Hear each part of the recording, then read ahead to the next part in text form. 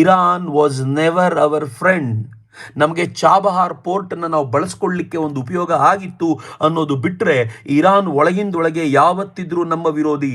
ಕುಲ್ಭೂಷಣ್ ಜಾಧವ್ ನೆನ್ಪಿಟ್ಕೊಳ್ಳಿ, ನಾನು ಮುಂದೆ ನಿಮ್ಗೆ ಹೇಳ್ತೀನಿ. ಈ ಕುಲ್ಭೂಷಣ್ ಜಾಧವ್ನ ಪಾಕಿಸ್ತಾನ ಇರಾನ್ನಿಂದ ಅಪಹರಿಸಿಕೊಂಡು ಹೋದಾಗ ಇರಾನ್ ಒಂದು ಮಾತಾಡಿರಲಿಲ್ಲ.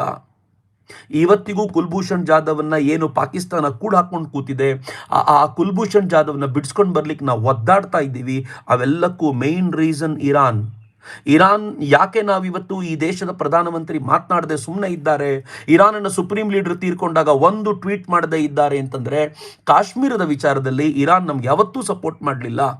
OICನಲ್ಲಿ ಆಯಿಲ್ ಪ್ರೊಡ್ಯೂಸಿಂಗ್ ಕಾರ್ಪೊರೇಷನ್ಸ್ ಅಥವಾ ಕಂಟ್ರೀಸ್ ಏನಿದೆ, ಆ ಕಂಟ್ರೀಸ್ಗಳ ಗ್ರೂಪ್ನಲ್ಲಿ ಇರಾನ್ ಯಾವತ್ತಿದ್ರೂ ಕೂಡ ಕಾಶ್ಮೀರದ ವಿಚಾರದಲ್ಲಿ ಭಾರತದ ವಿರುದ್ಧವಾಗಿಯೇ ವೋಟ್ ಮಾಡಿದೆ. ಇರಾನ್ ಯಾವತ್ತೂ ನಮ್ಮ ಪರವಾಗಿದ್ದಂಥ ರಾಷ್ಟ್ರವಲ್ಲ. ಇರಾನ್ ಕಾಶ್ಮೀರದ ವಿಚಾರ ಬಂದಾಗ, ಇರಾನ್ ಪ್ಯಾಲೆಸ್ತೈನಿನ ವಿಚಾರ ಬಂದಾಗ ನಾನು ಮುಸಲ್ಮಾನರ ಪರ ಅಂತ ಸ್ಪಷ್ಟವಾಗಿ ಹೇಳ್ತಿದ್ದಂಥ ರಾಷ್ಟ್ರ ಅನ್ನೋದು ನಮಗೆ ನೆನಪಿರಬೇಕಾದ ಸಂಗತಿ. ಮತ್ತು ಇರಾನ್ ಮತ್ತು ಪಾಕಿಸ್ತಾನ ಬಾರ್ಡರ್ ಶೇರ್ ಮಾಡ್ಕೊಳ್ಳುತ್ತೆ ಅನ್ನೋದನ್ನು ಕೂಡ ನಾವು ನೆನ್ಪಿಟ್ಕೊಳ್ಬೇಕು.